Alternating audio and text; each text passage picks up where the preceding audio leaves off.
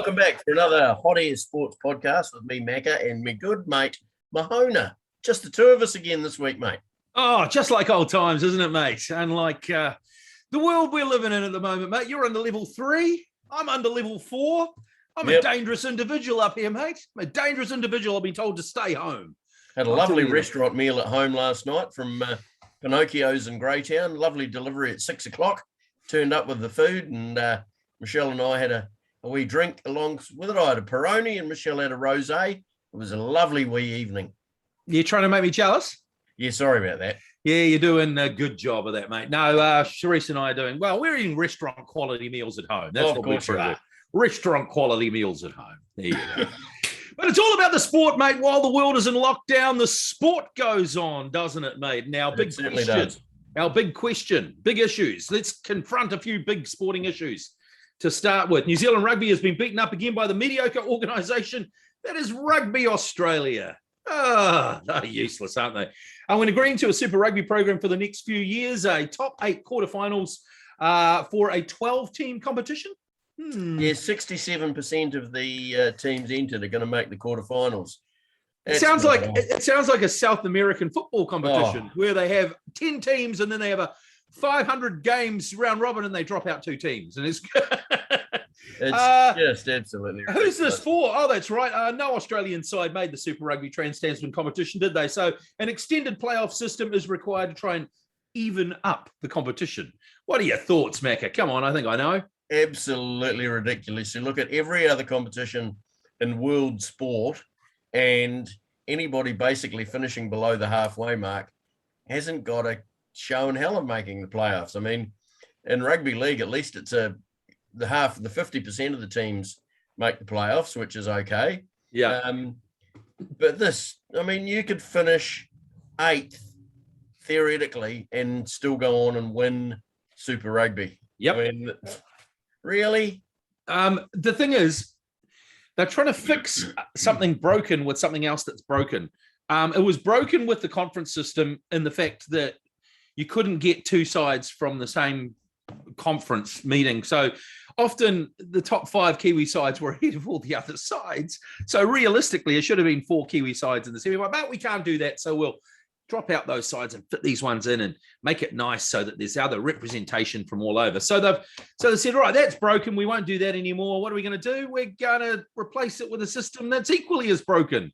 I mean, they haven't really taken any hints that their system was broken, so they needed to fix it with a system that we understand, that we can follow. Nah, man, it's ridiculous. I mean, you may as well just draw them out of the hat at the beginning and say, okay, this is our top 8, or only 4 teams dropping out. Have a top 4. Have a top 4. Well, hey, maybe have a wild card, a top 5. Yeah, top 5. Maybe have your 5th team playing the first team. I don't know.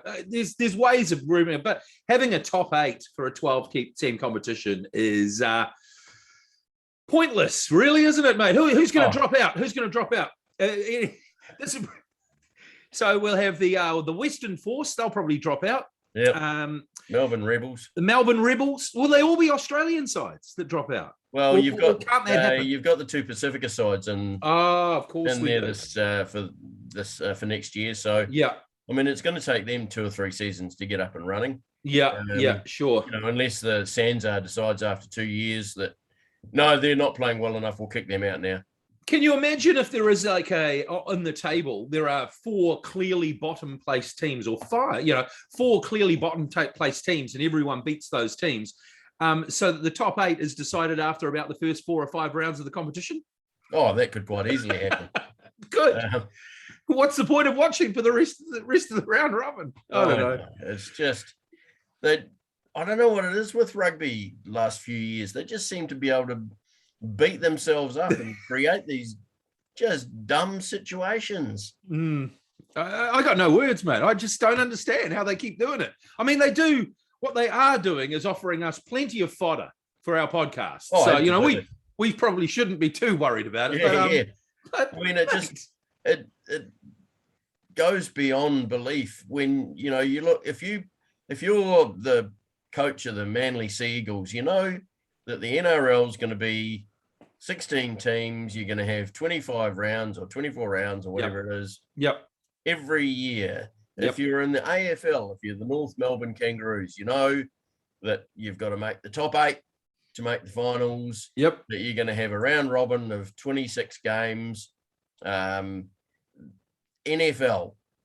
the Dallas Cowboys know that they've got 8 home games and 8 away games every season. Mm-hmm.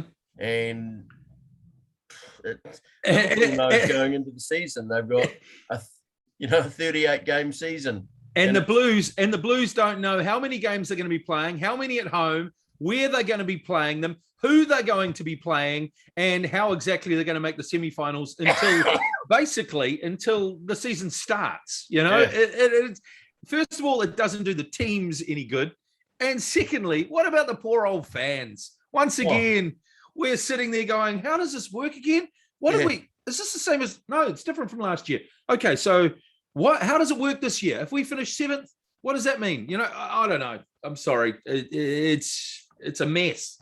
It needs to be fixed. There needs to be some common sense. We need to pander to the young people and change it every year because they can't handle something being the same 2 years in a row. Okay, we're going to change the games to 40 minutes. We're going to play twice as many games. We're going to have double headers. I don't know. Mate, just be sensible with it. You got a 12 team. You got a 12-team comp. They could have, with a 12-team comp for me, done a top 5 or top 6, quite easily. They could have done one round where every team plays each other once.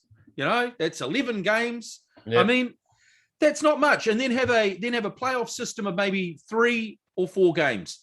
So that means that at the maximum, any team will be playing will be 15 games. I mean, what's so difficult? What is so difficult with that? I don't know. Anyway, mate, beyond our pay grade, we don't understand why it's so difficult for the Rugby Union to get it right. Too much common sense there, Aaron. Too much common sense. Beyond me. Anyway, European common sense, transfer window closed during the week. The late move saw superstar Cristiano Ronaldo snub Pep Guardiola and Man City for Manchester United. Going back there is the 36-year-old Saul Niguez heads to an already full Chelsea lineup from Atletico Madrid, while Madrid welcomed Antoine Griezmann back from Barcelona, while Kylian Mbappe remains in Paris despite efforts from Real Madrid to sign him. What do you think about Ronaldo, mate? Unbelievable. I've been getting texts from my Manchester United mate since it happened going, he's back. And I'm like, yeah, can't wait to see him up to his old antics. Really can't. Good for you. Really pleased for you. He is a great player. He's a great scorer of goals. But the style is his style. I mean, you and I and Piney talked about it last week. And after we spoke, it all took off, didn't it? We all thought he was going to go to City. And then the next day he's at Man United. Obviously the head honchos at Manchester United didn't want him to go to City. I heard that old Whiskey knows himself, Sir Alex Ferguson got involved and made a call. Rio Ferdinand was involved as well, trying to convince him to come. So obviously, I think he'll probably fit in a little bit better at Manchester United. But how would you feel if you were someone like Mason Greenwood or Rashford or something? I know they'll probably get a little bit off him playing with them, practicing with them, etc. But they're going to basically be done out of a whole lot of minutes because of this 36-year-old Portuguese guy coming back and playing in their position. And I don't think that's going to do a hell of a lot for their development. I'd be a bit miffed if I were them. But it's going to be a bloody interesting season in the Premier League with Ronaldo back for Man United. What did you think of it, mate?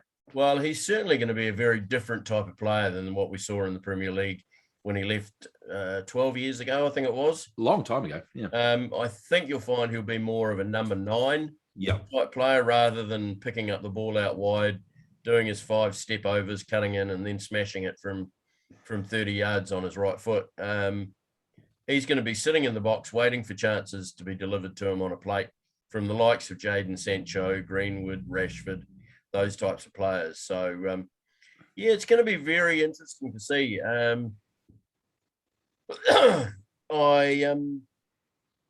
Gary Neville made some interesting comments along those lines. I watched his comments on Sky Sport yesterday on YouTube, and he pretty much said the same, that we're not going to see Ronaldo like we've seen him before.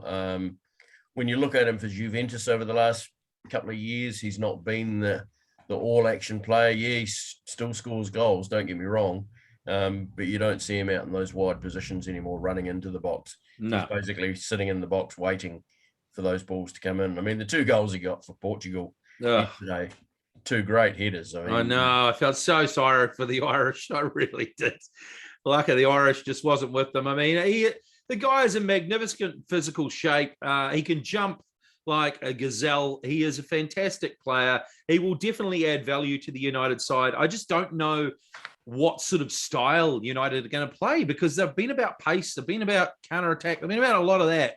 And I just don't know whether Ronaldo will fit them. But it's going to be fun watching. I think Virgil van Dijk, I think he'll handle him quite easily, to be fair. He's not the sort of, I mean, Lukaku will be a hell of a lot more of a threat for me. But hey, it's going to be bloody interesting watching, isn't it, mate? What about those other transfers? Well, before we move on to those, I'd just be interested to know your thoughts and how much input Ole Gunnar Solskjaer had in that move.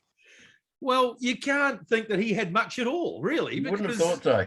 Because, first of all, he was going to go to City. And so he was available. Everyone in the world knew he was available.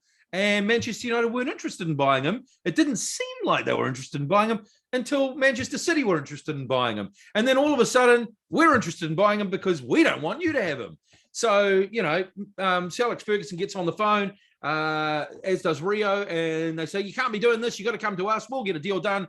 And all of a sudden it's done. I can't imagine that Ole really had much say in that at all. It sounds like it was done behind the scenes. And if he's not Ole's player, I mean, he's going to be obligated to pick him every single week. He's going to have to pick him every single week. And he's got people like Greenwood and Cavani. I mean, Greenwood, to me, he's the most natural finisher since Robbie Fowler that I've seen. The young, and he's not going to get any game time. No. So, I mean, unless he plays out wide, and he's a finisher. He's a striker to me. So, mate, yeah, I don't think it's Ole's call at all. It's been Sir Alex Ferguson's call. And it's going to be hard for Ole too, because don't forget, they were teammates.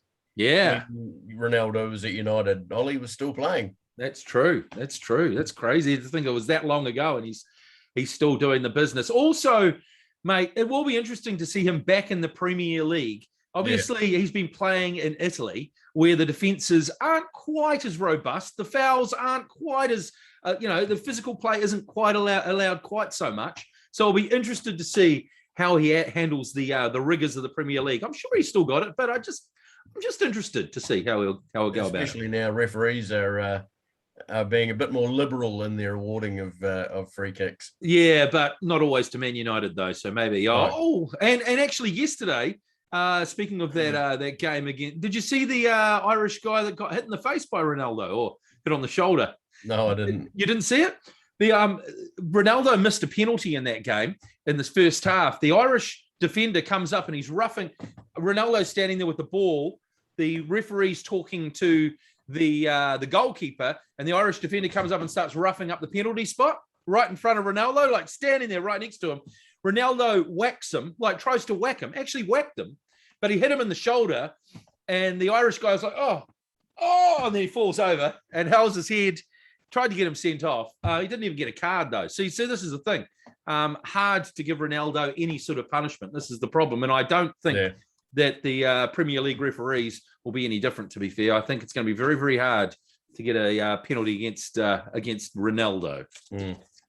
But, yeah, those other couple of late transfers, Griezmann back to that's madness. Madrid. It is madness, isn't it? It's like every single transfer window, Atletico Madrid decide to get one of the best players off Barcelona. Last year they got Suarez. He took them to the title. Yep. This year they're getting Griezmann back. They bought him for 120 something million about 4 years ago. Yep. They're getting him back free on loan with an obligation to buy next year for 40 million. So they basically banked 80 million, sent him over there where he's been playing like crap. They've got rid of Messi because they can't afford to pay the wages because of Griezmann. And now they've given him back to Atletico.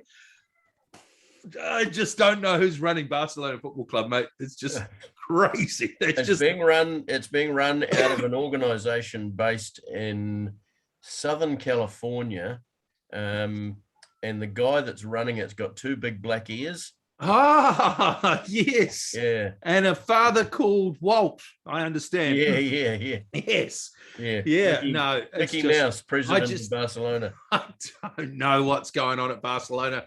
Well, but is Coutinho still there? Yep, he's still there. Oh, well. He's still there. I don't know, because no one can. I mean, we probably could have gone and said, look, we'll take him on loan. See, this is the thing. We probably should have. We probably should have tried to take a few of Barcelona's stocks. I mean, we could have done with Griezmann for 40 million on loan. Come on. So anyway, and what about Saul to Chelsea? That doesn't surprise me. I don't know where they're going to play him. Oh, mate, I've got so many midfielders. I mean, they've got Kante, they've got Kovacic.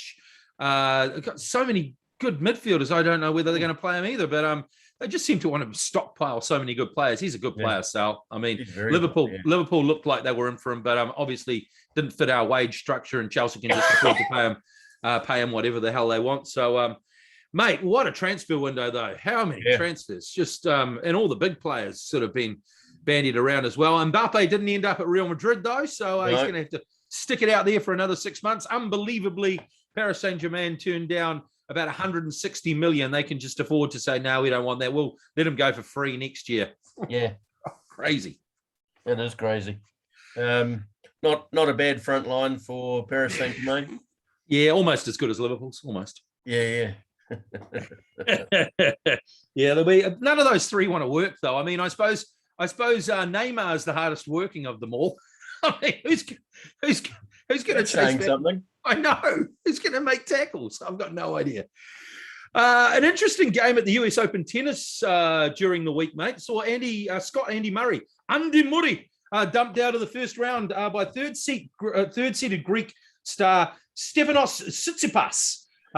Murray claimed his opponent took too many and too long toilet breaks. Well, I mean, if you got to go, don't you? During the game, Tsitsipas was within the law doing what he did. But is it in the spirit of the game? And is the spirit of the game still relevant in today's professional sport? To answer those two, the first, is it in the spirit of the game? No, it's not. Mm-hmm. And is the spirit of the game still relevant? No, it's not. So what you can within the laws to beat your opponent, whether it's taking a 20-minute pedal break or claiming you've got if your ankle's sore, but you could play on, you're going to get it attended to if you're being beaten, aren't you? Mm-hmm. You're going to do what you can to slow down the momentum of your opposition to do it. It's if you're an Andy Murray fan, it's probably not seen as good sportsmanship, but it's what professional sport has come down to nowadays. I don't like it. Nah. It's not against the law. I mean, you are allowed to take toilet stops. So I guess. I mean, Andy, look, mate, you can do it too. I mean, that's the thing. Yeah. If he's going to play the game and you're losing momentum, just tell them you've got to go take a poo. I mean, that's. I mean, that's the thing. Look. People need toilet stops, whether you need as many as this man's taking. It sounds like he's taking one every set for 10 minutes. Why? What I don't understand is why a small break, if you're actually doing well, should upset you so much either, though. He wants to take a break. You're obviously on top. He's the one that's trying to scramble. For me, I would have thought, well, scramble away. I'm on top. Maybe Andy just got a little bit more upset with it than needed to be, and that's why he kept doing it. Maybe he thought he was just trying to get more in his head. He was getting pretty upset with his coach too. Apparently, he was wearing the wrong shoes and was just sitting down, changing his shoes, having a crack at his coach in the coaching box. Halfway up the stadium, saying it's all about preparation. We've got to do it properly. So just.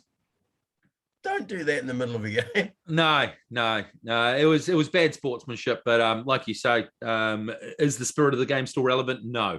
It's not. When you get to the top level of sport, there's no mulligans, is there, mate? You know, No. And we saw it at the end of the Liverpool Chelsea the other game with Azpilicueta going down, holding his face. And when you looked at the replay, there were no arms or elbows anywhere near his face, and Klopp made sure to tell him after the game. Yeah, exactly, mate. You see it in every professional sport. If you get away with it, you get away with it, and if you don't, you're penalised, or you should be, shouldn't you? Yeah. So, I think Andy's just going to have to deal with that himself, mate. I mean, toilet stops are just going to be a thing. Actually, something that Novak Djokovic did earlier in his career, actually, he used to do it quite often. When he was behind, he used to go for I just need a massage stop for a little while. He used to do that quite often. Stop doing that now. Don't know why, but yeah. Anyway, the World Test champion Black Caps begin a tour of Asia actually this week. I thought it was next week. Yeah. With a virtual B side in the T20 series against Bangladesh.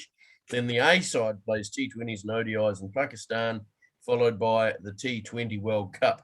This will be the first time the Black Caps have played in Pakistan since 2003. Do we really care about these tours that don't have test matches? And by the way, the Black Caps were bowled out for 60. No, I don't care. I don't give. I mean, I'll watch it if I am inclined. But yeah, one-day cricket and Test cricket is where it's at for me. T20 stuff for me is kids cricket. And when I looked at the team, we almost played a kids team. I mean, it was a ridiculous team. Yeah.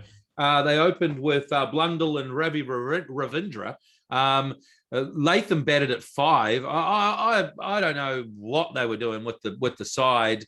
It looked like they were taking it about as seriously as what I'm considering. It just didn't look like they'll be better for the hit out. I mean, that track was ridiculous. It was spinning square from the. I mean, you expect it in the subcontinent, though. I mean, but yeah, mate, it's hit and giggle. Let's be honest. I mean, it's 2020. It's just toss a coin stuff. It's kids cricket. That's just I'm actually quite surprised. I thought by now you'd see completely different sides playing the different versions of the game. Australia has sort of gone that way. There's a bit of crossover between their ODI and T20 sides, but you very rarely see a test player playing T20 internationals. You might get Steve Smith playing one in a home series. Yep. But apart from that, and I think that with the talent that New Zealand's got at their hands now, you basically it's a bit like, I compare it to rugby sevens. Yes. Our top rugby sevens team, there's nobody there that you would even consider playing for the All Blacks. No. Someone like Daryl Mitchell, I thought he would have been perfect for T20, but at the moment he's considered a test player, especially over there on a turning wicket. Yeah, I agree with you. I mean, there might be one or two crossover players that can play T20 stuff. People like Colin de Gronholm, who's just a power player. But there's going to be very few of those. I agree. It should be more of a specialist team. And I also would have thought perhaps there would be a little bit more thought about creating an innings in T20. I mean, that still hasn't really. It's just like bash and crash from the top. You lose a few wickets early on, you knock it around for a few, and then you go bash and crash at the end.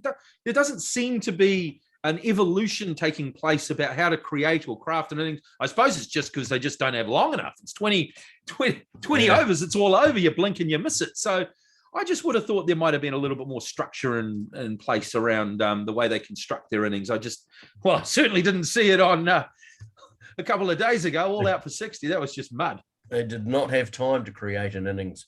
Now, another interesting cricket story this week, South African fast bowler Dale Steyn pulled up stumps on his 18-year career this week, 439 wickets in 93 tests at 22.95, 196 wickets and 125 ODIs at 25.95.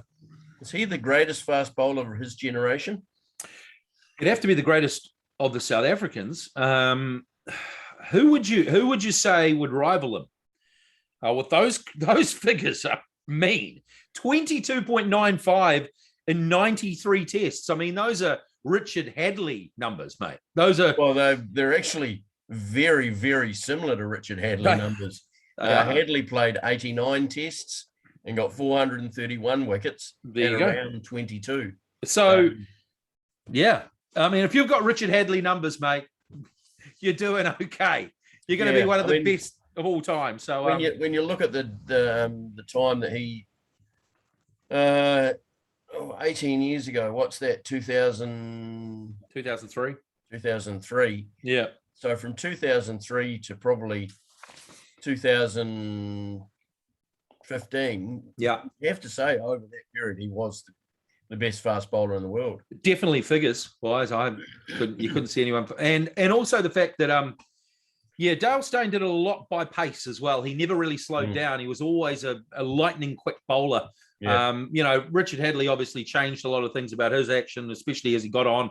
He always sort of just, became about the rhythm and swing bowler, didn't he? Well, Dale Steyn was just a scary bowler. He was just lightning quick. And the one, I suppose the thing with me, it's hard to sort of look upon him as your greatest bowler of a generation when the one abiding image for me of Steyn is him lying on his back at Eden Park after Elliott's just tonked him over the over the top for 6 and we're in the World Cup final. So it's hard to sort of say, oh, there's the best bowler. He's lying on his back, So that's for me the abiding memory, being a Kiwi.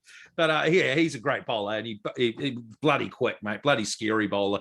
Oh yeah, and not a big man either. I mean, he was around the 6 foot mark. But I mean, when you look at a lot of fast bowlers around, especially the Australian ones, they're all 6'2", 6'3", 6'4", or in Mitchell Stark's case, about 6'5", and scary. But he managed to generate that pace from a lot of his was from his shoulder, wasn't it? Yeah. Yeah. Whereas a lot of big fast bowlers rely on their back.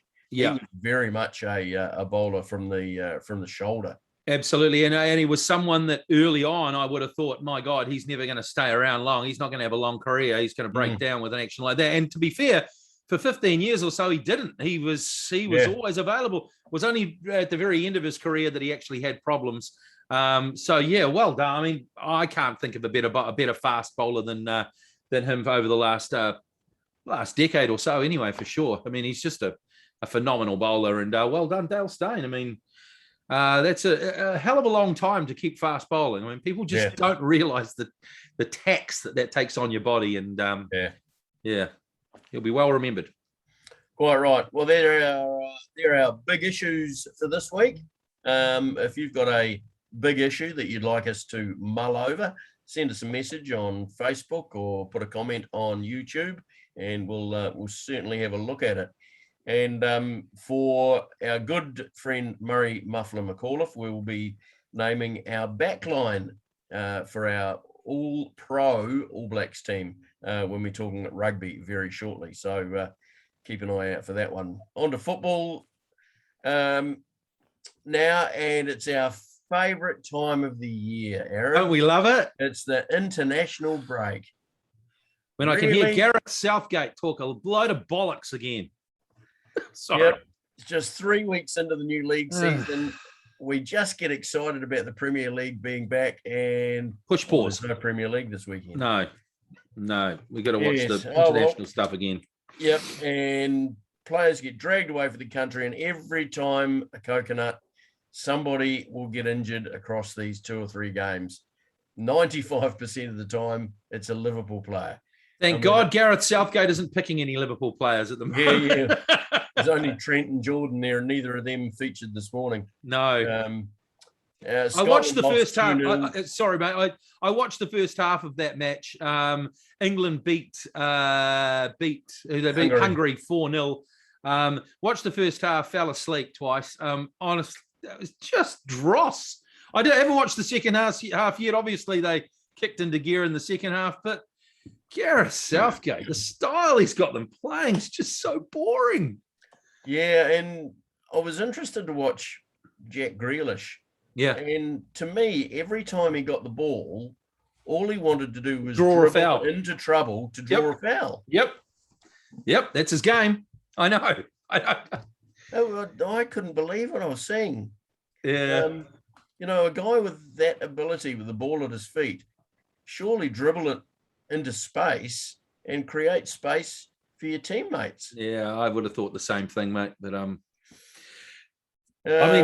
Anyway, but yesterday we talked about Ronaldo already. He became the highest ever goal scorer at international level. For netting his 110th goal for his country in their 2-1 win over Ireland. It was a nerve-wrenching game for the recently returned United player who had to wait until the 89th minute to score, and scored again minutes later after missing that 15th minute penalty that you were talking about. Iran striker Ali Daei, household name. Absolutely. In Europe, he previously held the record. I mean, love him or hate him, he scores goals, doesn't he? He scores goals. He scores spectacular goals. He takes off his shirt and shows all the girls his abs. They love him. Yeah, mate, you can't.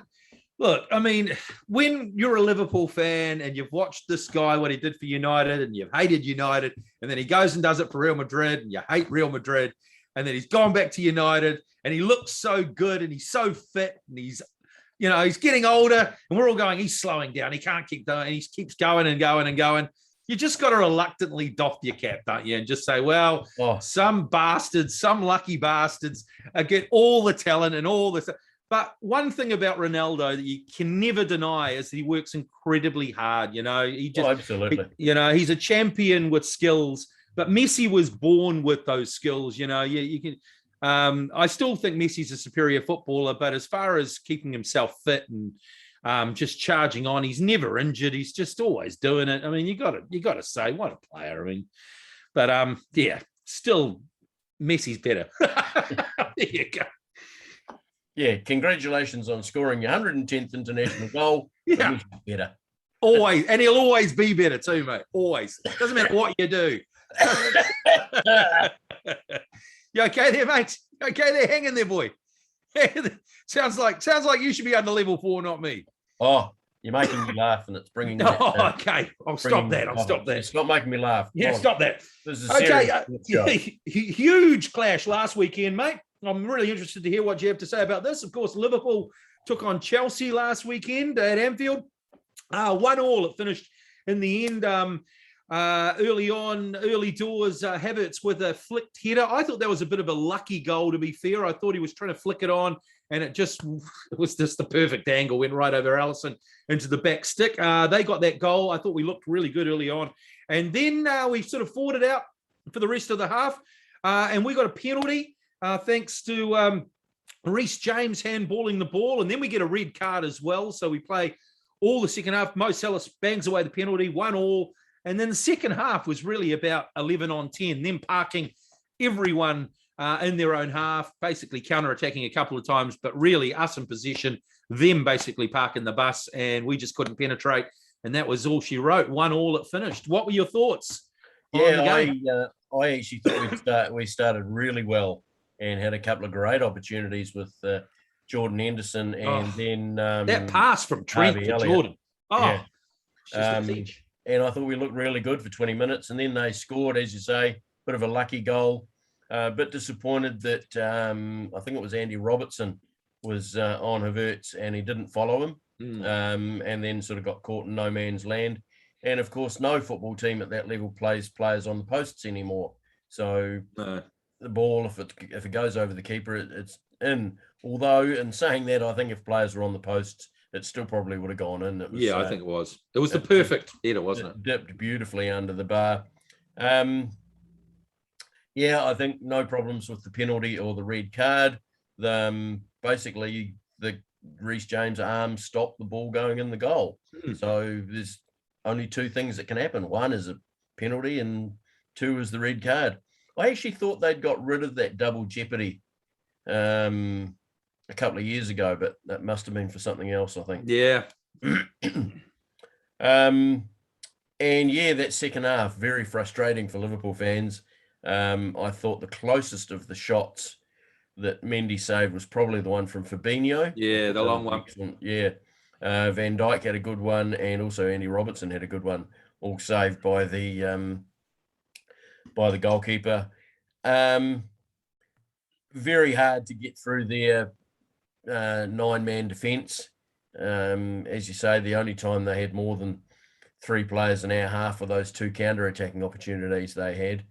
and one of those ended up being kicked straight at Allison. So not great for Chelsea. But lots of promising signs. Thought Jose Mourinho had taken over the Chelsea side again in that second half with the two double-decker buses being parked there. But I'm glad we've got that game out of the way, and it's only the third game of the season, and we've got quite a good run now. So we're still unbeaten. And Jurgen Klopp said afterwards he actually would have preferred, which is quite interesting, he actually would have preferred Reece James to stay on the pitch so that we could have gone at them 11 on 11 and they would have tried a little bit more. He reckons it would have been a better game for everyone. And he's probably right. It would have been jeopardy. I thought perhaps, obviously Chelsea decided, set out their stall. They decided what they wanted to do. They sat back. They did the 2 banks of 4 and that was it. We just couldn't get through. I thought we, though, could have perhaps attacked more, but I think in the end, after about the first 20 minutes, we laid it on them. And then it was sort of like Klopp sort of decided, right, we'll take shots from range. If one goes in, that's great. But I think they were both happy with a point at the end of it. What'd you make of all the other games in the Premier League over the weekend? Anything else standing out for you? Well, I just would like to point out that the bet of the week that I talked about last week, get your money on Brentford for the draw or the win at Villa Park, and I listened to my own advice, put $10 on Brentford to draw at Villa Park, and came out $35 richer. So beautiful. And I might say, coming up, I've got some bloody good value bets for you coming up as well in our Hottier Sports Bet of the Week as well. So good value for you. Forward to hearing about those. But interesting to see Spurs top of the table. Who would have? 3 wins from 3. Who would have picked that? No one. Harry Kane, maybe? Not even Spurs would have picked that. I've been interested in the start by Crystal Palace. I actually think they've started all right. They got a 2-2 draw away at West Ham, coming back twice from behind, and Everton have had a very good start. They have. And who would be an Arsenal fan at the moment?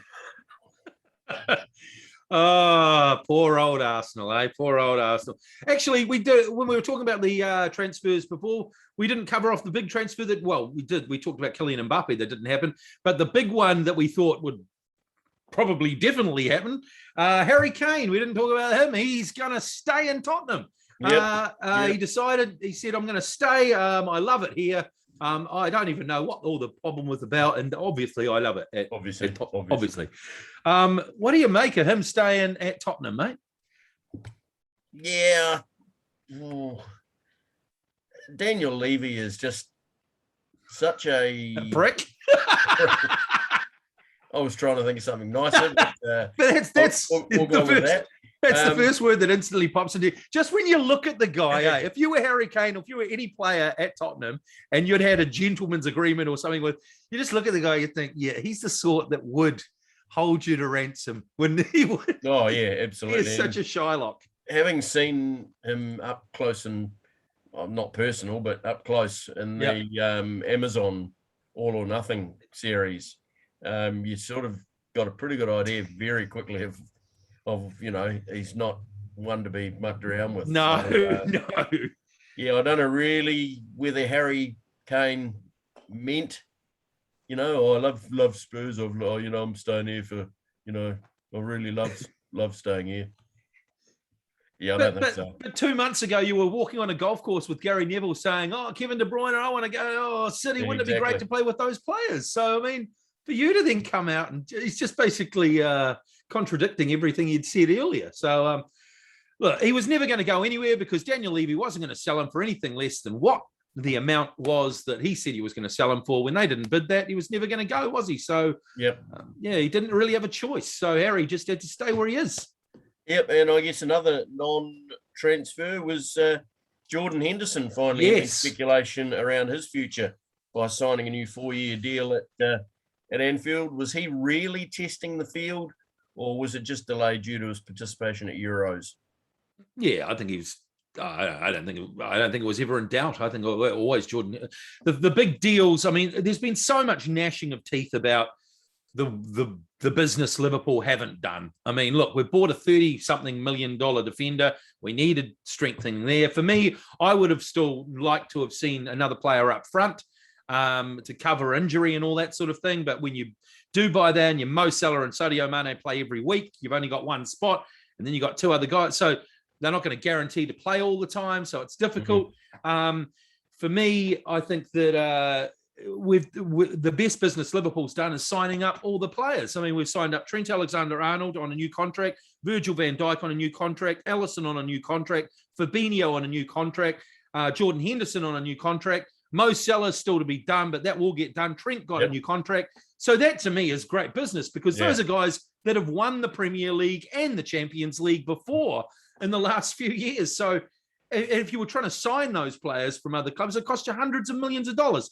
So to me, just keeping the same players intact, it's not the Hollywood romantic thing to do, but mate, we're keeping a winning side intact. So for me, it's a great move getting Jordan Henderson. It's a great move getting all those other players, mate. We've got the core group there, and I think we're going to go great guns this year. I'm quite happy. I don't know if you saw a wee article that I tagged you on, I think it might have been yesterday, about how football fans and pundits seem to be dragged into the whole thing about this player must be a great player because his transfer fee was massive. Yeah. And they all talk about Grealish and Varane and Sancho that all went for these, and Ben White all went for these massive transfer fees, but everybody forgets that Joel Matip turned up at Liverpool for nothing. Yeah. And is probably one of the best central defenders in the league. There's never a guarantee, mate, when you pay a transfer fee for a player. There's never a guarantee. And some of the best come on frees, Kylian Mbappe is going to go on a free next year, mate. So a transfer fee never guarantees anything. What it might guarantee is that the player is under pressure to perform because he's been given a big transfer fee. So for me, mate, it's about keeping our team together, and Liverpool have done that. We've got cover in all positions, really, when you look at it, man. Goalkeeper, backline, midfield, I'm happy with. It's just up front. I think there's maybe one more player, one more piece that I think we perhaps need. But I'm happy with the business we've done. I'd like to see Mo Salah get that new contract sometime soon, though. Otherwise, you just know Real Madrid are going to be sniffing around, don't you? Now, it's going to be an interesting time in, I think it's February, when they've got the Africa Cup of Nations. Yeah. We're going to lose Salah, Mane, and Naby Keita. Only for a couple of games, though, isn't it? I think that's because Naby Keita's, Guinea, are in the same group, I think, as Senegal. Okay. So one of those teams are going to crash out early, apparently. Yeah. So hopefully, no disrespect to those three players, but I hope they all get beaten early and they can come back to Liverpool. Yeah, the other thing that I've been wondering about is obviously, we've bought Ibrahim Konate for 36 million. We sold Harry Wilson for 12, Marco Grujic for 10, Xherdan Shaqiri for 10, Taiwo Awonwi for 6.5, Kamal Grabara for 3, and Liam Miller for 1.3. So that basically covers the cost of him. Are we just keeping our powder dry for when Haaland becomes available? Do you think we're keeping, we haven't made a lot of spending, but maybe we just get offloading some deadwood, getting in what we need, and just waiting for that moment when that one big star player becomes available? Mbappe, perhaps. Well, it's happened before, hasn't it, really? When our transfer supremo, Michael Edwards, got rid of Philippe Coutinho, Luis Suarez, and that basically meant that we were able to buy a new spine of the team, and they haven't looked back since those days, have we? No, exactly. Maybe that's what he's doing, and lining up, a select few on new contracts. I think probably a couple missing out of that lot. Bobby Firmino and Sadio Mane haven't been talked about with new contracts. And once he gets Salah tied down to a new contract, I mean, we've virtually got a whole team of first-team regulars signed through for the next 3-4 years. That's right. So it has to be a good thing, mate. A couple of the youngsters also secured their Anfield futures. Nat Phillips and Reece Williams signed new contracts, and Williams headed straight to Swansea on loan for the season. So, good luck to Reece Williams, and Nat Phillips will be in line for a few League Cup games, I think, coming up. I'm stoked we've kept Nat Phillips, mate. He was just such a powerhouse for us last year. I don't know what we would have done without him. He is such a valuable squad player for me. You keep him around, you make him a rotation player, you play him on all the cups, and you just keep him around. I mean, he's just one of those guys that's so handy to have, and he was just so good. Reece Williams, he's one for the future. Could do well at Swansea. He's got the right name if he's going to do that. Yeah. Right. Now, I've got a wee quiz question for you here. Oh, shit. Okay. Yeah, okay. I'd like you to name the team that spent the most in the transfer window, yet is bottom of the Premier League table, has scored no goals, has got no points, and has conceded 9. That'd have to be alphabetically, they'd be at the top. Would they be at the top? Yes, it'd have to be our favourite team. They were so good in the 90s and noughties, weren't they, Macca? Yeah. Arsenal. What is going on at Arsenal, mate? Michael Arteta, I said I think he'd be lucky to be there by Christmas, or he'd be sacked by the new year. I think he'd be lucky to make Guy Fawkes the way it's going, mate. It's not looking good. Oh, they're doing terribly. Yeah. And they're signing players and positions. They spent 40 million on a new second goalkeeper when they sold a better goalkeeper last year. So it's, once again, them and Barcelona could get together and just have a sharesies or something. Just have a bit of a chat about how things have gone. And all the pundits and fans talk about the team that won the transfer window. Oh, yeah. Yeah. Yeah, well done. At the moment, I've seen virtually the same number of people say that Man United won it because of Ronaldo, and I've seen a lot of other people say Chelsea won it because of Lukaku.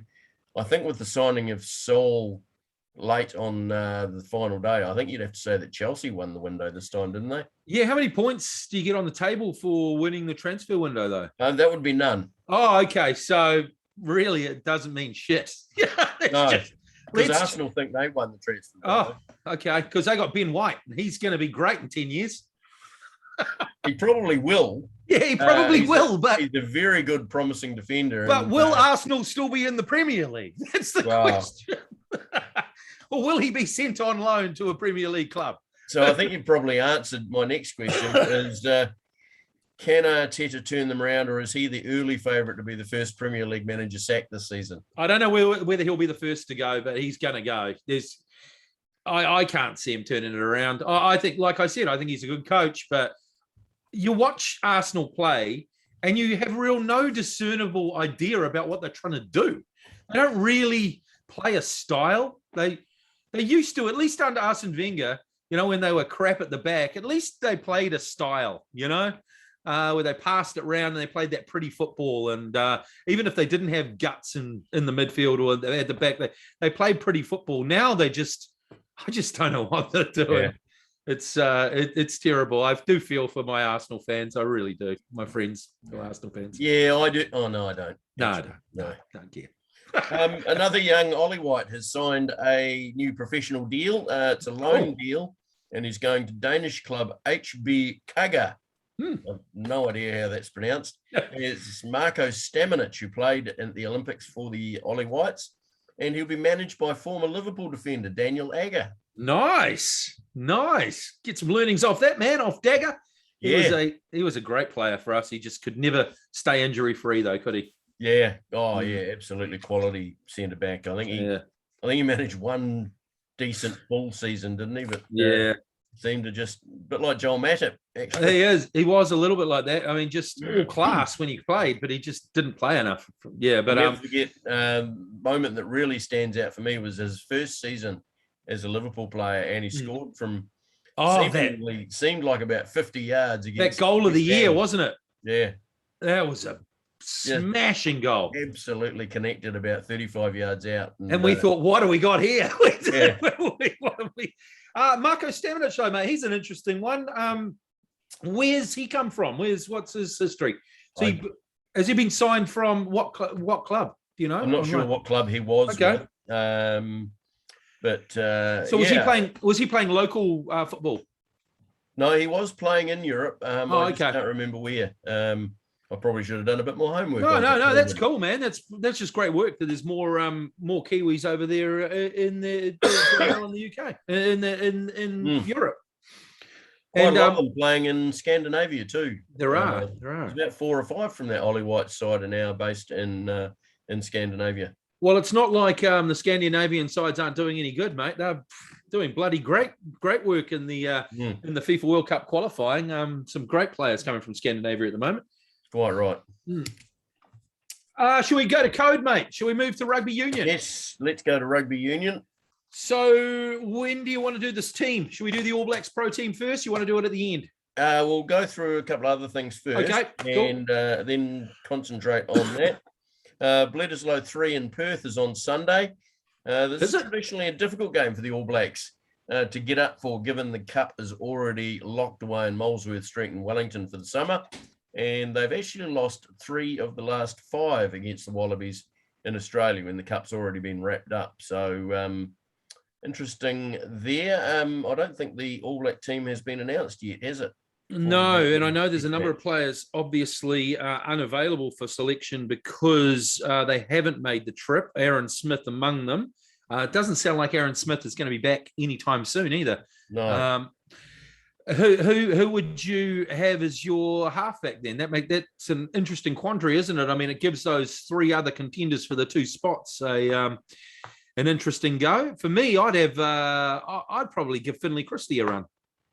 Yeah, I think I'd be starting with Brad Weber to start with, and then coming off the bench is you could either have Perinara or Christie. Might be good to give Christie a game in a what you would call a Tier A test. Sure. So yeah, it'd be interesting to see what Foster does, but I thought that team might have been out by now, but not. Yeah, no, they haven't. And so we're missing a few top players. I mean, really doesn't. Whitelock's not there. Yeah. Smith's not there, and neither is Moanga. Yeah, I mean those are key players. I did see Ian Foster say the other day that now's the time for Beauden Barrett to step up as 10 again. Okay. Well, if Richie's not there, I mean, have a go, but I can't see anyone ousting Richie Moanga at the moment. I mean, Richie Moanga, to me, he's by far the best first 5 in the country. But absolutely. Beauden Barrett, prove us wrong. Yes, quite right indeed. Highlanders inside back Josh Ioane is signed for the Chiefs. Yeah. Deciding to leave the Southern club. Ioane made the All Blacks a few years ago, but never kicked on and seemed to find his name more on the news pages in the paper rather than the sports section after a few indiscretions over the last couple of years, shall we say. Good move for him. Has to be. I mean, when he made the All Blacks, mate, he looked great guns, didn't he? He looked like he could be anything. So obviously it's just needs a slight tweak and adjustment, and hopefully the Chiefs can do that. Yeah, I think it's a very good move for him. I think one of the areas that the Chiefs did struggle in last year was first 5, and I think he's going to get some regular game time there. Whereas down at the Highlanders, Mitch Hunt has seemed to be the incumbent after he moved down from the Crusaders. So, yeah, good luck, all the very best to him, and I hope it does work for him. And as I say, I think regular football and possibly away from the environment that he's been in. You get a bit too comfortable in the same environment after a while, and those indiscretions start to happen. Absolutely. Hey, before we get on to our All-Pro All Black 15, don't know whether you've seen this, mate. It's been advertised on Sky. Can you turn superior American athletes into rugby players? There's a new documentary airing on ESPN at the moment. It's called Rugby Town. I don't know whether you've seen it. It's where they have elite American athletes from colleges who haven't quite made it to the NFL, etc., training in rugby to become. We haven't done well enough in the World Cup recently. We've got athletes. We can be number 1 in the world. We just need to train properly and have the right structure. This is where Rugby Town. Rugby can be your sport. It's hilarious. It's hilarious. I'll have to look it up. It's 10 o'clock New Zealand time on Sunday night. If anyone wants to watch something, I mean, who knows, mate? It could turn into something fantastic. It's just great that I think that ESPN is putting on a documentary about rugby for me, and the fact that they're sort of tipping their hat and saying, look, we have not done well enough as a nation in our rugby, and we want to get better. So it was quite a cool thing that ESPN's doing there. So make sure you catch it. Quite right.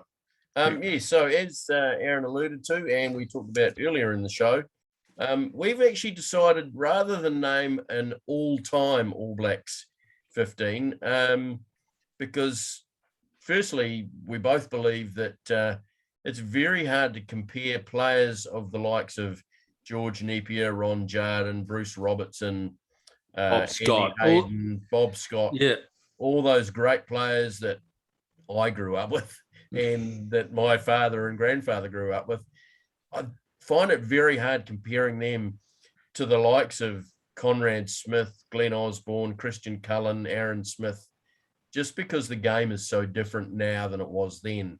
They were playing for fun and $20 expenses a week. Yeah, if they were lucky. When they were on tour. So and obviously the size of the players now is just so much different. I always refer to the great Murray Mexted when he was number 8 for the All Blacks in the late 70s. He was a big man at 89 kilos. It's crazy, eh? Aaron Smith, one of the smallest players in world rugby, is 94 kilos. And it's so our halfback, what you're saying is our halfback in the modern era is bigger than the number 8 in the amateur era. So essentially what we're trying to do is reduce it down to a professional team and an amateur team. And then basically we'll put them together in a game and we'll say, look, at their peak, if the amateurs had the professional, who would win out of those two? So we'll give you those two teams. What we're going to do first of all, though, is go through the all-pro team. So this is essentially from 1995 onwards, isn't it, Macca? From when the All Blacks era. Yeah, when the All Blacks turned pro. And we're going to start this week with the backs. So let's go through the back line, mate. We've got nominations for each position. I'll give them to you. Then you give me yours, and we'll go through each player. Fullbacks. We'll start with the fullback at the back. Our number 15. We'll start Christian Cullen, Glenn Osborne, Ben Smith, Mills Muliaina, and Israel Dagg are our nominees. Who you got? Yeah, plenty of positives from all those 5 players. I mean, you look at the most recent of them, Israel Dagg and Ben Smith, both fantastic players. Ben Smith probably had the edge just for his all-round game. But Israel Dagg, what an attacker. Twinkle toes feet. Who can forget him setting up that semi-final try against Australia? 2011. Yeah. Just brilliant. And that last-minute try in Soweto against South Africa many years ago as well. The try in injury time after the hooter had sounded, where he did actually get told off by Coach Graham Henry for celebrating too early. That's right. But he still got the try, so he got off. Ben Smith, what can you say about Ben Smith? And just fantastic player. Didn't matter whether he had number 13, number 14, or number 15 on his back. He was equally brilliant at all of those. Obviously played his first few tests with the number 14 jersey on because a certain Mills Muliaina was playing most of the rugby at 15 in those days. And man, what a player. Only one of those 5 to play over 100 tests. In fact, 100 tests exactly. Playing his last test in that 2011 Rugby World Cup. Glenn Osborne. A Super Oz. Yeah, Super Oz took over the mantle from a number of different fullbacks leading up to then. Yeah, he had to start on the wing too, didn't he? Yeah, he was really the first fullback to take us back to the days of John Kipper Gallagher. You know, that running fullback that would just charge into the come into the line. Yeah. At any given moment. Had lots of pace. And what a great swerve Glenn Osborne had. Yeah. And his performances in 1996 when we first beat South Africa over there. to win our first Test series in South Africa. Just amazing. And the guy that took over from him, the Paikokariki Express, Christian Cullen, the guy had the uncanny ability, and most players, when you changed direction or did a sidestep, lost pace and then had to pick it up again. Cullen never lost pace when he changed direction. Just that bang, that left foot of his that he could sidestep off.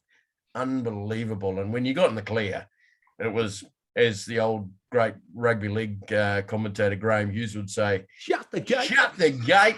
They won't stop him. Try time. Oh, I love it, mate. Yeah, absolutely. I just go along with everything you said about Israel Dag. Great feat. I mean, the way he burst onto the scene in 2011 in that World Cup was phenomenal. Mills, he was just class, and he was all over the place. I mean, he could play anywhere in the back line. I mean, Mills, just his. Mills was perhaps, out of all of them, maybe the most complete footballer. He could kick the ball. He was a very, just a massively underrated player, if you ask me. Yeah. Ben Smith, I mean, just Mr. Reliable. I mean, I don't think I ever saw him drop a high ball for the All Blacks. I mean, if he did, maybe it was one. But I mean, he was just Mr. Reliable and could play both wings and fullback. Just so good. Glenn Osborne, the Super Oz. I loved the Super Oz. I just love his attitude. I love the way he chimed into the back line. Of course, he had to bide his time on the wing there as well because of someone called Jonah. But what a fullback he was as well. But you can't go past Christian, mate. Christian Cullen, he'd be in my top 3 All Blacks of all time. My number 1 fullback. I don't know how you describe Christian Cullen to someone that never saw him. Just the most. I think he's perhaps the most natural runner of a rugby ball. You know, he didn't really seem to ever really be trying to run, but he just ran past people. Oh, it glided. It just glided. And like you say, he could just change direction off either foot. When he first came onto the scene and those tries he scored against Scotland, I remember him bamboozling that fullback. He was like, I'd jink to the left, and the fullback would go to the left. He'd jink to the right, and he just turned him inside out. And he just seemed to do that over and over again. And if he hadn't been injured, he would have scored 1,000 tries for the All Blacks. I mean, later on, obviously, injury took over him. But Christian Cullen, he's our number 1. He's our all-pro selection at fullback for the All Blacks.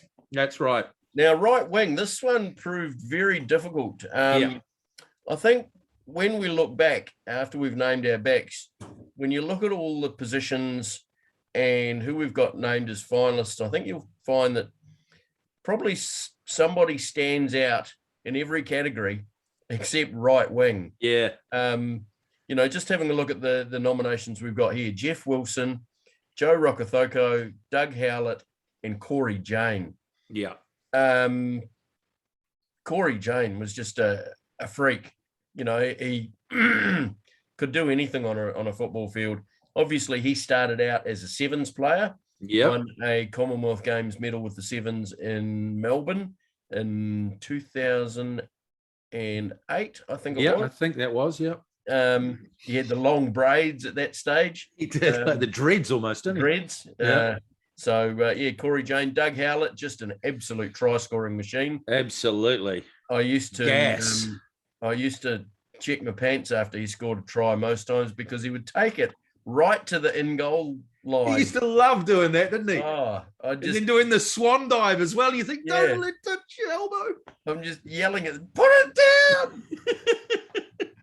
He just seemed to do that. Joe Rokothoko, anybody that could catch Joe Rokothoko when he got into clear field, good luck to you. Yeah, there's a reason they called him Rocket. Yeah. He just had wheels to burn. He did. And Jeff Wilson, Goldie. Wow, what a player. Just great kicking, great running. Bit like Ben Smith, anything that went up in the air, Goldie had it. Yeah. Of course, we know how good he was at cricket as well. But apparently when he was growing up, basketball was his sport of choice. Yeah. So that obviously showed in his aerial ability with the rugby ball. Yeah, mate, he could do it all. I mean, Corey Jane, he was one of my favourites back in the day. Dougie Howlett, wheels, and try scoring. I mean, the guy could just sniff a try from anywhere. Joe Rokothoko, undeniable pace, and just, I mean, the guy, when he was in the clear, like you say, once again, shut the gate, and just, I don't know, Joe, he just brought excitement to the All Blacks where we didn't need excitement. We had so many exciting players, and he was perhaps the most exciting. But for me, mate, out of all of those names, I think Jeff Wilson perhaps is the most complete athlete out of all of those guys. He just had it all. His chip and chases, who will ever forget those chip and chases in the 96 series against South Africa? He did it time and time again, and no one seemed to be able to stop him. He could kick goals. He could take high balls. He had gas. He basically had it all, didn't he? And he had such a great rugby brain as well. I mean, he's one of those guys that we all, love to be his mate, but we all hated his guts because he was so bloody good at everything, wasn't he? So Jeff Wilson, I mean, he just has to be in there, doesn't he? He's our number 14. He's going to be our right wing. Yep. Yeah. We'll talk about these other guys when we're talking about left wing. And no disrespect to Sitiveni Sivivatu and Julian Severe, but there's only one left wing that's making this team is the All-Pro team. And I think we know who it is. Mate, he's the guy that had a video game named after him, and you could play 15 Jonahs on the field because he was the ultimate rugby player. Jonah Lomu has to be our left wing. He's my favourite All Black of all time. It does make me hark back, though, to when he first broke into the All Blacks, and he got slated so many times for the stuff he couldn't do. He can't turn and chase. He can't do this. He can't do that. It's just such a typical thing with New Zealanders and their sporting heroes. We like to focus on what they can't do. But then the way he just took the world by storm in 95 and just showed everyone that, look, I'm here to stay. And then later on when we found out, the sickness he was going through and the stuff that he could still do on the rugby field, I mean, he's just a legend. And then, of course, his early passing as well, and just sort of really heightened his legacy almost. I mean, just such a tragic story, but has to be our number 11. And he's still got the little number 11 in his eyebrows to show for it. Jonah Lomu, he's our number 11. It would be a disservice to not talk about these other two guys, though. Oh, great players. Julian Severe, sometimes, he was often compared to Lomu, in the style that he played. And who can forget those 3 tries against France in the 2015 Rugby World Cup quarterfinal? Just absolutely brutal. In getting through those. Sivivatu, completely different style of player. With him and Rokothoko on the wings at the same time, it was they interchanged so much, and I'm sure opposition wingers would sort of look up to see who was coming, and it'd be a different person coming at them. They were just so just trying to think of the word. They would complement each other so well, Rokothoko and Sivivatu. Yeah. And both, all of these players, Sivivatu, Severe, if he didn't start to get the wobbles at age 27, when a lot of All Black wingers do, he most certainly would have overtaken Doug Howlett as our top try scorer of all time. But Jonah Lomu, you've said it all. You can't really. I can't add to it. No, we can't. So Jonah's our number 11. Let's go to centre, mate. This was a hard one too because, lots of good players here, but no one really stood out. But, we've got our favourite. Frank Bunce, Conrad Smith, Tana Umaga and Ryan Crotty were our nominations for centre. Ryan Crotty, reliable. Crusaders. Crusaders. He just never made a mistake. Hell of a reliable defensive rock. Never dropped a ball. He was just did everything right, didn't he? He just a reliable. Basically. That's the reason he's there. Tana Umaga, I mean, started on the wing as a blockbusting wing for Wellington and the Hurricanes, of course, and then ended up showing incredible leadership capacity. Captained the All Blacks over a time of transition and change, and did so well. And our first Pacific Island captain of the All Blacks as well, which was great to see. And let's not go past the fact that he was an amazing player as well. I mean, Tana, a leader and a fantastic player, just power, pace, and a great brain for the game as well. Of course, he's coaching the game now as well. Conrad Smith, longevity. perhaps the most intelligent man to ever pull on an All Black jersey. He was just everywhere. Chris Laidlaw might argue that one. Well, maybe he would. The thing is with Conrad, though, the thing that I always think for me was perhaps just his professionalism. He was just always fit, always available, and always there. And his competitiveness, his competitive streak. They said when he first made the All Blacks, that was one of the things that first stood out when they had the internal games, was how competitive he was. They hadn't seen anyone that competitive since Zambrook, they said. So Conrad Smith, great rugby player. And Frank Bunce, I mean, he came into the All Blacks relatively late, didn't he? After playing for Samoa, after not having a Samoan ounce of blood in his body. And a lot of people were skeptical early on with Frank Bunce, but he turned into sort of a modern day equivalent of Joe Stanley, didn't he? He was a block-busting runner. And his partnership with Walter Little was legendary. Loved Frank Bunce. So yeah, that's what I'm going to say. I'm going to let you tell me a little bit about the players and tell the listeners who we've chosen. Yeah, as we talked about, Ryan Crotty, Mr. Reliable, just never did anything wrong on the rugby field. Very rarely missed a tackle. Very rarely dropped a pass. Great kicking game. Never really did anything flashy. Just did what he needed to do to make sure his team won. Tana Umanga, fantastic player, fantastic ambassador for the game all the way through.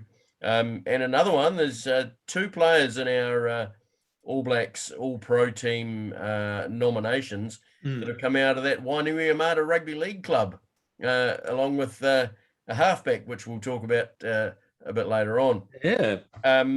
Frank Bunce, yep, great player. But Conrad Smith, for me, snaky. The closest thing that reminds me of the great Bruce Robertson, absolutely, from the 1970s and early 80s. Just a wonderful pass. His distribution was just outstanding.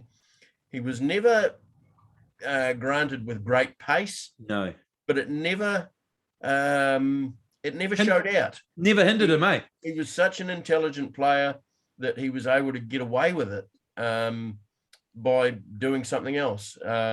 His kicking game developed as he got older as well. And just a great All Black. And for me, he's our centre of the All Blacks All-Pro team. Absolutely. Conrad Smith. He is our centre. Let's move to second five. We've got some good nominations here. Walter Little is our first second five nomination. Ma'anonu, Conrad Smith's partner, long-term partner, second five. Aaron Major and Sonny Bill Williams, another league man in the rugby ranks. Well, Sonny Bill, the master of the offload, wasn't he, in both league and union? It certainly helped him in union, and the continuity that he was able to bring to the game was fantastic. Who can forget those block-busting runs from either second five, centre, or on the wing that he showed in the 2011 Rugby World Cup? But obviously played the bulk of his 50-odd tests at second five. Yep. Very good player. Certainly a tough tackler. And unfortunately, we saw a couple of those go not quite the right way when the Lions shoulder came out ahead of the arms. But yeah, quality player. Aaron Major, a lot like Ryan Crotty. Ryan Crotty, I was going to say. A very similar players. Mr. Reliable, great kicker, both feet, could kick with both feet. Started out as a first five, but then with the likes of Andrew Mertens and Daniel Carter coming through at the Crusaders, got pushed out to second five and became equally adapted as a second five that he was as a first five.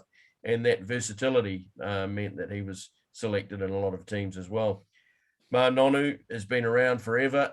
Started out obviously as a flying winger, and just as he slowed down over the years, reborn himself as a midfield back. Didn't play too often at centre, but certainly found his name at second 5/8. And yeah, you've talked about Walter Little and how he was nicknamed Walter Little. Just wonderful feet. He was only about 3'4", tough as teak, and could just was just a barnstorming second 5/8. So what are your comments on those four? Yeah, and mate. Who was our selection? I mean, love Sonny Bill Williams, of course. I mean, I'm a league man, and I just love the way he played rugby and rugby league. So, I mean, once again, a man with many, many haters for the things he couldn't do, or perhaps the way he looked. But when you looked at his actions on the rugby field, and most importantly, the way that his fellow players and his coaches held him in such high regard and high esteem. I mean, that basically says it all, really. The guy could do anything on a rugby field. Aaron Major, like you say, solid, dependable, reliable, just never made any mistakes. He was just always there, always seemed to be running the right support lines, good kicker, really great all-round game. Ma'a Nonu, once again, just played so many tests. Initially had a few deficiencies in his game, went away, worked on them, came back, became a better All Black, and then became one of the best All Blacks ever, and also became a leader in that team, which is probably when he first came into the team, that wouldn't be expected. He did. He actually became a leader, one of those real silent leaders. Richie McCaw and all that might have done the talking, but Ma'a was definitely a leader in that team. And the 2011 and 2015 World Cups, mate. I mean, we probably wouldn't have won them without him. And Walter Little, my favourite midfield back, just because he played for Harbour with Frank Bunce. Love those guys, Bunce and Little, and absolutely love Walter Little. He's one of those guys that's, you don't hear anything from Walter Little, do you? No. He's one of those guys that's just complete hermit, just wasn't All Black, and now he's just gone away and lived his life. I like guys like that as well. But really, there can only be one. I think Ma'a Nonu, for his skill set, his power, his pace, and his longevity, really. I mean, he has to be our selection at second five. So let's go to first 5'8", mate. We've got some great nominations here. First 5'8", Andrew Mertens, Daniel Carter, Carlos Spencer, Bowden Barrett, and Richie Mo'unga are our nominations for our best first five. I think most people will know who our first five is going to be. I mean, they've written a book. They've got a movie called Perfect 10. Yes, can't argue with that. No. Daniel Carter, just what an amazing first five he's been over a long, long period of time, played over 100 tests, which is pretty amazing given the amount of injuries he has been through over his career. So to get to over 100 test matches is true testament to his ability in the game. Just his performance in that 2015 Rugby World Cup final, just absolutely astounding from a guy that was at the end of his career. Yeah, and it'd been written off. It was almost a hark back to the 2005, wasn't it? It was almost like we'd been trying so long to see that Daniel Carter from the Lions series in 2005, and it had injuries and it had so many things happen that we didn't quite see it. And on that day, we got to see that guy again, didn't we? Yeah, absolutely. Yeah, what a champion. Oh, absolutely. I mean, and you look at these other great players. Andrew Mertens was he was the best we'd seen. He was absolutely the best we'd seen. And Carlos Spencer, just the raw ability to come out, and the flair, the flair that Carlos. It's just that time. I mean, you'll never forget, will you, when he was playing for the Blues and scoring the try and taking it to the corner so he could get the conversion from the sideline. Yeah. No one since, before, or ever has ever considered that. That's what Carlos did. He was a messiah on the rugby field. Loved watching Carlos Spencer play.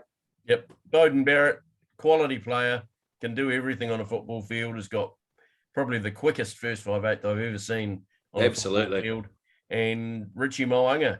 It's a real battle going on between those two at the moment for the number 10 jersey. Barrett's going to get a chance now that Mo'unga's stayed home for the birth of his first child. Let's hope we see the Bowden Barrett that we saw, 2-3 years ago, because that player was a great player. That's right. We haven't seen much of that since, because Richie Mo'unga has been that great player. That's right. We have selected Daniel Carter with a preface that maybe Bowden Barrett and Richie Mo'unga could, if all things go well and they don't have injuries and they, Bowden Barrett gets back to his previous form and Richie Mo'unga continues with the form he's currently showing, both of them could rival Daniel Carter in the future, couldn't they? Could very well. Very well. But Daniel Carter has to be our number one first five in our All Blacks All-Pro team. We move to halfback, mate. Our last of our backline positions. We've got Justin Marshall, Byron Kelleher, Piri Wepu, Aaron Smith, and Graham Bishop as our nominees for halfback. Graham Bishop used to love watching Bash play. His career was right at the end of the beginning of professional rugby, but he did play. I think he played a season with the Crusaders before he pulled up stumps on his career. I won't hold that against him. Piri Wepu, the superstar for the All Blacks in 2011 after we lost firstly Daniel Carter, then Aaron Cruden, then Colin Slade. Exactly. Stephen Donald finally came into the side. He what was it? Keep calm. Piri's on. Byron Kelleher, great passer of the rugby ball and very good from around the base of the scrum. Justin Marshall had everything in his game. His pass probably got criticised more than it should have. It certainly wasn't a bad pass, but it certainly is not as crisp as the likes of Aaron Smith and Graham Bishop. Once again, this goes back to the Kiwi thing of bashing something they can't do. He did everything brilliantly. He didn't have a great pass. So we go, he can't pass the ball. It's like, he does everything else brilliantly, so I don't know. He was a great halfback, Justin Marshall, and longevity for him as well. He was hardly ever injured. Yep. Yeah, absolutely. And we're seeing that from Aaron Smith too. The first halfback in All Black history to pass 100 tests, and not for that reason, but for many other reasons, because of his complete all-round game. Great pass, great kicking game, great defensive game. We've chosen him as our halfback. Which actually says a lot, because he's the only one of the current players who's been nominated in our All-Pro, who's made the All-Pro backline. None of the others are currently playing, are they? So Aaron Smith, they've all retired. That's amazing that Aaron Smith. We tried so hard not to include any recency bias in this selection, because it's so easy, isn't it, to remember what that guy did last week or last year, whereas the people that did it back in the maybe the mid-90s, early 2000s, we do forget them. So Aaron Smith is our one current player in the team. So let's go through that again. Fullback Cullen, right wing Wilson, left wing Lomu, centre is Conrad Smith, second five is Martin Nonu, first five is Daniel Carter, and the halfback's Aaron Smith. Not a bad backline, mate. Not a bad backline. Not a bad backline at all. And I think that would certainly come up with any other backline put in front of it. So I think so. We'll go through the forwards. I think that's going to be a tougher job. That will be a much tougher job. We just have to pick three quickly. We did pick three reserves. We've chosen Ben Smith, Beauden Barrett, and Graham Bishop as our three back reserves. We think we've covered them all there. Ben Smith, we can cover your fullback, your wings, and at a pinch centre. Beauden Barrett can cover all the rest except for halfback, and Bishop can cover the halfback. So there you go. What a team. What a team. Quite right. Well, hope you like that, Murray. We got your forwards next week. Pick the bones out of that. So we'll move to the other oval ball code now, and what's happening in the league world? Oh, mate, I was all up for it last Friday, wasn't I, mate? I was all up for it, all happy, and after a few minutes, I was even happier, mate. We were 16-0 up against the Raiders. The Warriors trying to make the top eight after tries to Sean O'Sullivan, Rocco Berry, and Dylan Watini-Zalesnia. We were 16-0 up. Looked like to be playing some good structured rugby league. But once again, it's been a pattern this season. They couldn't sustain the effort. And the sliding doors moment came just before halftime when Chad Townsend's grubber hit the upright, fell into Sean O'Sullivan's arms, and he couldn't quite control it over the line. It would have been 20-0, 22-0 perhaps. And the Raiders...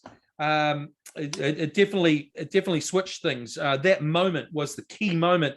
The Raiders scored moments later, whizzed up the other end, and the Warriors never threatened again on the back of a stellar performance from Canberra Kiwis Jordan Rapana and Sean's Nickel Clockstad. It ends a frustrating year that has again been ruined by COVID and injuries, and they'll be kicking themselves for their inability to close out tight games. I can think of at least half a dozen games, perhaps more, that they lost by less than a converted try or a kick or something.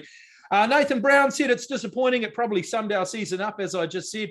The way we managed the second half was horrible from our point of view, whether it be our discipline on kick chase tackles, whether it be our kick selection, whether it be passing the ball. There's a million things that we could have done a little bit better to give ourselves a better chance.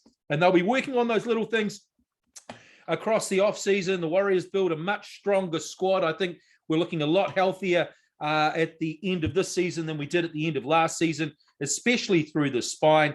Their final game is against the Titans on Sunday afternoon. As it turns out, the Raiders season is now gone as well because they got smashed last night, 40-16 by the Roosters. So their season is over. In other news, the Storm had their win streak ended last week at 19. They went down 22-10 to the rejuvenated Parramatta Eels, while the Titans and the Sharks are going to fight it out for the last remaining place in the 8. The Sharks are playing the Storm tonight. And, of course, the Warriors are playing spoilers against the Titans on Sunday. A big win or loss for either team could see them leapfrog each other into the 8. So let's just go through the 8.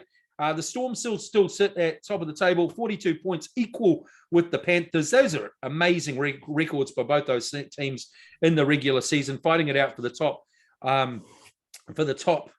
team at the end of the season. 42 points, 23. Both teams have played 23 games. They've got 20 wins and only 3 losses. That's a hell of a regular season record for both those teams. Then you've got the Rabbits and the Roosters. They're on 40 and 34 points respectively. That's easily the top 4. And then you've got the Seagulls, the Eels, the Knights, and the Sharks are currently sitting in the top 8. As I say, the Titans could leapfrog them if the Sharks lose to the Storm, which is probably going to happen tonight. So I'll have an NRL finals preview for you next week, and got a couple of good oil things for you at the TAB as far as some league bets for you going as well. So even though the Warriors season is over, mate, we live on. We'll be back next year, bigger and stronger. It's our year in 2020. What year are we in? 2022. 2021. I don't know what year, what day, what hour it is, mate. I'm completely lost under level 4. Anyway, so there you go. Warriors are gone, but we'll be back bigger and stronger next year, mate. Now, just hang on near the end of the podcast for a couple of good hot air sports bets on the league. Marvelous. Oh, well, let's cross the Pacific to the United States of America. Go on. Hey, mate, baseball. just before you get into your baseball wrap, Yep. I watched the Mariners yesterday take on the Astros, and for the second game in a row, they blanked them. Lots of zeros. Incredible pitching performance by the Mariners pitching staff, and the Mariners are in for a wild card slot, are they? I want an update from you. Keep me updated on my Mariners, mate. They're looking good. Okay, looking at the wild card standings in the American League. Yes. New York Yankees currently sitting in prime position. Saw that. 2 games behind are the Boston Red Sox. So if the regular season finished today, there'll be a wild card game at Yankee Stadium between the Yankees and the Red Sox. Wow. Oakland Athletics is just 1.5 games back behind Boston, and the Seattle Mariners are further 2 games back. So close. Make up 3.5 games on Boston to try and make the playoffs. We're now only a month to go in the season, so starting to get down to the business end now. And if we look at the divisional standings in the American League, Tampa Bay have got a 7-game lead over the Yankees. Can't see the Yankees hauling. No, you're not going to catch them. No. In the Central, White Sox have got a 10-game lead over the Indians. That's done as well, I think. Yep. In the West, Houston have got a 4.5-game lead over Oakland, with Seattle a further 2 games back. That's an interesting division. It certainly is. But not as interesting as what's happened with San Francisco. I heard that the Dodgers have come from nowhere and they've pipped them. They're ahead of San Francisco. They're actually dead even as we speak, both with 85 wins and 49 losses and a percentage of .634. The Giants haven't had a great week. They've been 5-5, whereas the Dodgers have won their last 3 games with a 7-3 record over their last 10. And that Matt Scherzer, mate, he's Matt lights Scherzer. out. How the hell? I mean, the Dodgers picked up some real key pieces over the trade deadline, didn't they, mate? They got some good players. We were saying about 2 weeks out, we were saying they haven't done anything. What are they going to do? And then they pick up Matt Scherzer, who's just been lights out for them. Well, they got Scherzer and Trey Turner, the shortstop from and he's the best Turner in the team. He certainly is. He's hitting lights out as well. Yeah. So, wild card in the National League. Dodgers and the Giants are joint first in that one, with the divisional to be separated. San Francisco. So Cincinnati are in prime position to take the second wild card spot. Although so basically, San Diego those two Padres have picked themselves up. So those two teams are basically fighting it out to not be the wild card team, aren't they? Correct, yeah. Because you don't want to be the wild card, because that's basically after 160 games, it comes down to one game where one guy could hit it out of the park and that could be your whole season done, right? So yeah, absolutely. And they changed that system about 5 years ago because the wild card winner basically had the same rights as the other three teams, apart from home advantage. They went into a 5-game playoff in the divisional championship. But now with the wild card as it is, it's a 1-game playoff. As you say, it's basically game 163. It's crazy, eh? So, yeah, at the moment, Padres got the Dodgers and the Giants equal. Cincinnati and San Diego just half a game back. So they've come back into the reckoning after a poor few weeks. In the divisional standings in the National League, Philadelphia 1.5 games behind the Atlanta Braves. The New York Mets seem to have imploded over the last 2 weeks. Although they've won their last 3. Leading up to that, there was arguments going on between players and fans and giving the thing. No, what do you thumbs down? Yeah, crazy stuff. So yeah, that's going to be a tight race in the East. In the Central, Milwaukee's got that their home and hose. They're 10 games ahead of Cincinnati, with the St. Louis Cardinals 2.5 games further back, and we've talked about the West already. So yeah, it's all heating up, mate. Interesting run-ins. So we'll take a closer look at who's got to play who next week in the podcast. Awesome. Just a couple of other little figures here for the one that everybody seems interested in, the Major League Baseball home run title. Oh, yes. At the moment, Shohei Ohtani from the Angels is at 42. Nice. He is 3 ahead of Vladimir Guerrero Jr. from the Blue Jays on 39. Salvador Perez, the Kansas City catcher, is at 38. Fernando Tatis Jr. is at 36. And the surprise package is Marcus Semien, the shortstop from the Blue Jays, who's only about 3'4", but he's got great connection and has 32 home runs. That's 2 more than Aaron Judge. Wow. I did see a very interesting article on ESPN the other day, Ian, where they were mentioning how the home runs are way down this year. And they, because obviously the last couple of years has been a lot more home runs. So not as many home runs this year. They reckon that it might have been something to do with the ball. Yes, they made a change to the ball at the beginning of this season, and to try, in many of the southern states, because it gets so hot, the ball ends up being like a rock. So if you connect with a hard ball, it's going to go further. So what many franchises have had to do is install humidors to try and keep some moisture in the ball so it doesn't fly as much. And that is why there's been less home runs this year. Wow. It's actually made for better baseball. It has. Oh, absolutely. I've been a baseball fan for 26 years, and I love watching a 3-2 game. Me too. There's no home runs, and the runs have been manufactured from great base running, great hitting, fielding coming in, fielders coming, and all that. Me too. Small ball, they call it. Me too. Yeah, me too. Home at the plate, guys going head first into home. Give me all that. Any day over the home runs. Every day of the week. Quite right. So, yeah, that's why previously only Arizona Diamondbacks and Colorado Rockies had humidors set up at the stadiums, but now there's a lot more around. So, keeping the moisture in the ball to so it doesn't fly so much. Interesting. How are the Kiwis getting on? Yep, Jason Matthews has just had another great week at the Great Falls Voyagers.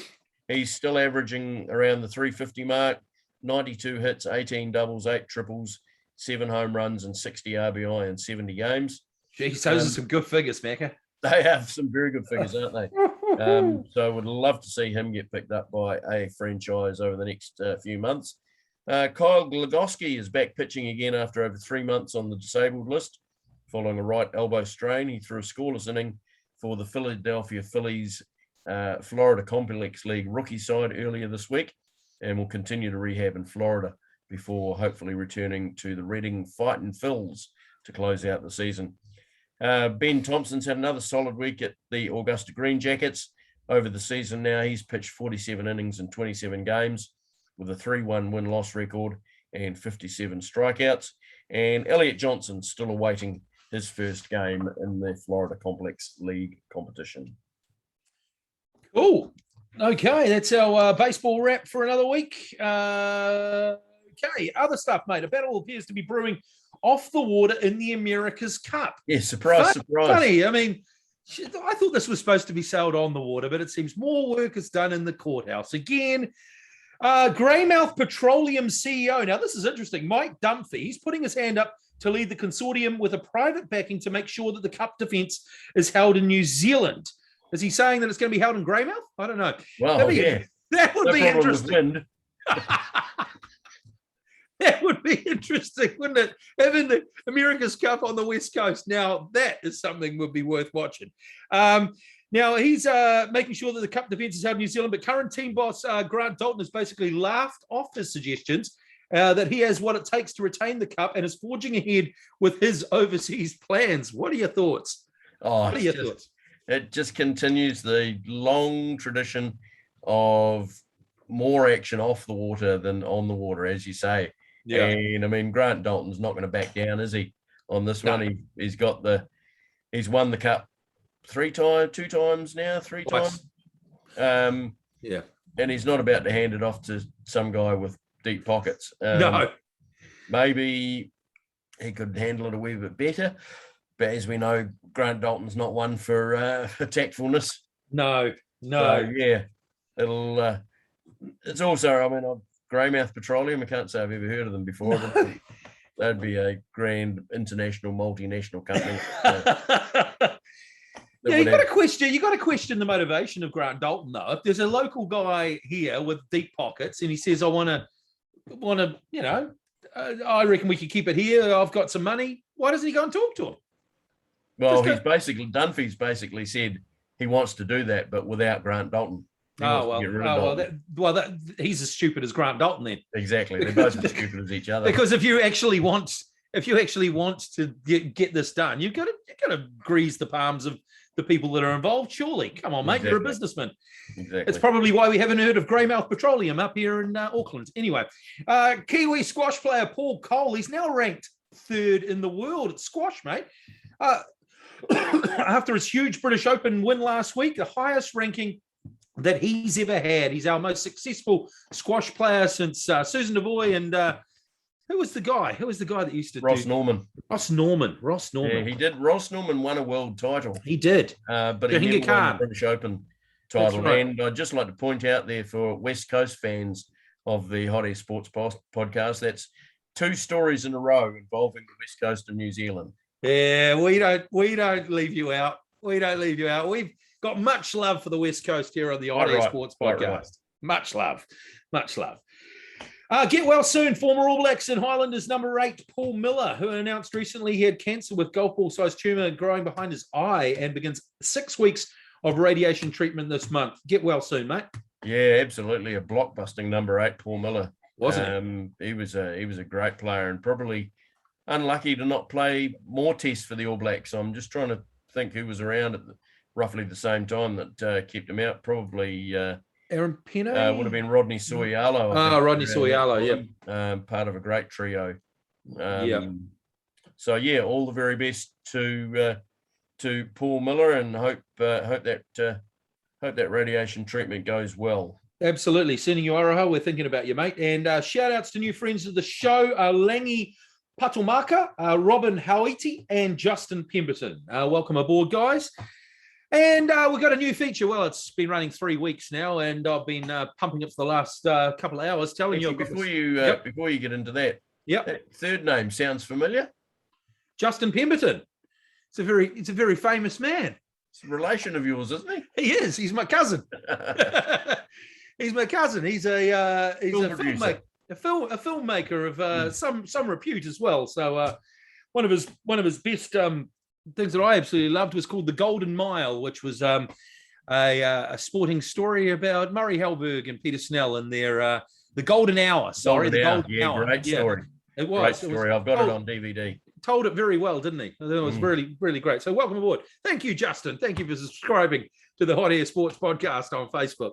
Our Hot Air Best Bet of the Week. I am going to give it to you right now. Make sure you get your pens out and your papers or your phones and make sure you take this down because this is a guaranteed winner. I tell you. Wow. They're all guaranteed winners. Of course they are until they lose. Resting players become all the rage in the NRL, especially amongst teams already in the 8. So this is the final week. So I've got a couple of little sneakies for you. Good value sneakies. Here we go. Get on the Dragons at over the Rabbits. Okay. Now you normally think, no way. You look at them on the table, no way. The Rabbits will kill them. The Rabbits have got a half their team out. The Dragons on the Rabbits, $2.05 at the TAB. If you're looking for a bit of value, go 1 to 12 on the Dragons at $3.60. And the other one I've got for you is another one where they're resting players. Broncos over the Knights. The Knights are resting all their backline is the good oil from me. Broncos over Knights. Knights are terrible away from home as well. $2.10 on the Broncos. You're looking for a bit of value? Go for the 1 to 12, $3.60 on the Broncos over the Knights. There you go. There's a bit of value at the TAB for you. Sounds good. Beautiful. Yep. Now I've got a couple of good week, bad weeks here. Good week, Sophie Pascoe. Yes. Sterling performances in the pool at the Paralympics. She's now won 11 gold medals, 7 silver, and 1 bronze medal. And I can guarantee she will never be talked in the same breath as Lisa Carrington because one's a Paralympian, one's an Olympian. Yep. It just astounds me. I mean, the efforts that and obviously these Paralympics seem to be a lot more important for Sophie, don't they? They do. She's been very emotional after her performances. I think it's because she's realizing that she's reaching the end of her career. I think that's genuinely what it is. I think she probably thinks that this is probably her last Olympics, and also with what's gone on in the last year with COVID, all that sort of stuff, her training. She has been a hell of a emotional, but I love to see that, to be fair. I love to see the emotion that coming out and her telling her story and not feeling scared to cry and say how she's felt. And it's just amazing. All of them are. All of those athletes are, man, just to get there, doing the thing. I saw one the other day where the guy's playing ping pong with his mouth.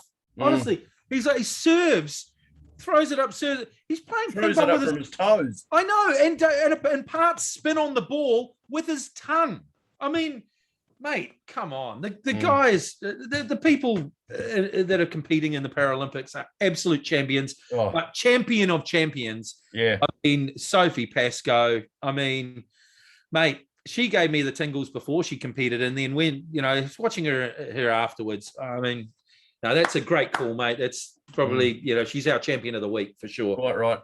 Another who's had a good week, Dylan Boucher has been named CEO of Basketball New Zealand. So you can't complain that the new CEO of Basketball New Zealand doesn't know anything about the sport. No, and Dylan's one for common sense too. Yeah, you can't imagine that there's going to be any stupid decisions made with Dylan Boucher.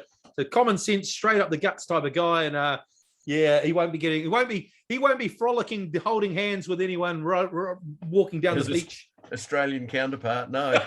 Bad week. I'm going to have to give the bad week this week to the greyhound racing industry.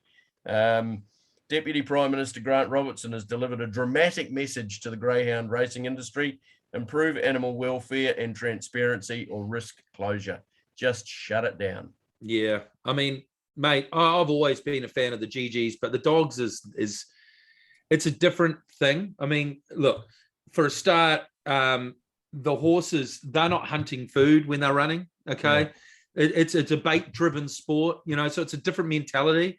And then from what I'm hearing, you hardly hear any good stories about greyhounds unless they've been adopted by someone out of the business, So, well, the only one that's kept his dogs on after they've retired was Daryl Kerrigan. Yeah, in the castle. Coco. I just think it's If we look, it's getting to the stage where it's almost it's like dog fighting. It's just something that we need to consign to the past. It's we're beyond that in 2022. We should just treat animals better. So well said, right, mate. So there we go. There's the good week, bad week, and again another quick shout out. Sophie Pascoe, you're an absolute bloody champion. Absolute champion of champions, Sophie Pascoe. Congratulations. All right, that's another Hot Air Sports podcast. Another one in the can. It is. We're up to volume 2, episode, that was 23, I think. Well done, aren't we? Doing good, mate. 24. Cracking on with numbers. We're nothing but long-lived. That's what we are, long-lived. Quite right. Let's hope that continues. Again, same time, same place next week, hopefully. Oh, I might be somewhere else. You'll still be in level 4. You won't be anywhere, pal. I'm not going anywhere, mate. I'm not going anywhere. I might be in level 2 by then. I'll be out and about. Yeah, you're good on you. What a wanker. Anyway, on that bombshell, it's time to say goodbye from me. And it's a goodbye from me.